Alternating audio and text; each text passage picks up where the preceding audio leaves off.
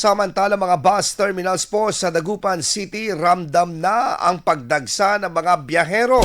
Para sa detalye kasama natin, Idol Matthew Pacheco.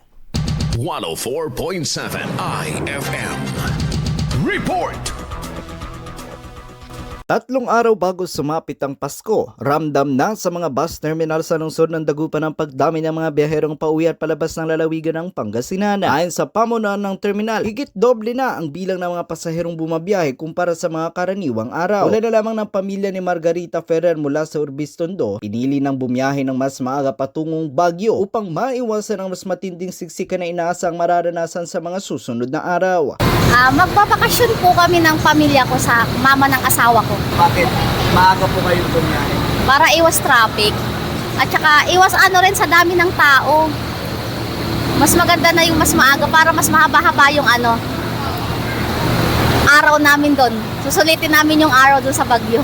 Ayon naman sa terminal master ng isang bus station sa lungsod, tuloy-tuloy ang biyahe ng kanilang mga unit upang matugunan ng patuloy na pagdagsa ng mga pasahero ngayong holiday season. Yung magalaw na yung mga pasahero, marami na, dumadami na.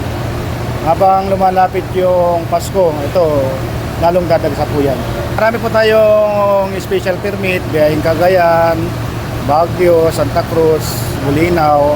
Kaya wala tayong problema sa ating mga biyahe dito sa Dagupan. Siniguro rin ang pamunuan ng bus station na may sapat na pahinga ang mga driver upang matiyak ang kaligtasan at kapakanan ng mga biyahero sa bawat biyahe. Driver naman natin kasi alas 9 o kaya 10 kamo na.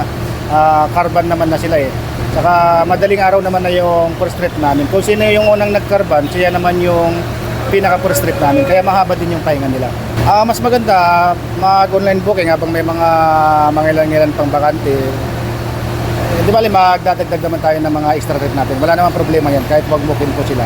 Nakapwesto na rin ang mga police assistance desk malapit sa mga bus terminals upang tiyakin ang seguridad at agarang pagtugon sa anumang insidente. Nasa naman ng mga otoridad na magpapatuloy ang pagdagsa ng mga biyahero hanggang bisperas ng Pasko at posibleng umabot pa hanggang sa unang linggo ng buwan ng Enero. Kasama mo mula rito sa IFM Dagupan, ako po si Idol Matthew Pacheco. Tatak IFM! IFM News. IFM News. IFM News.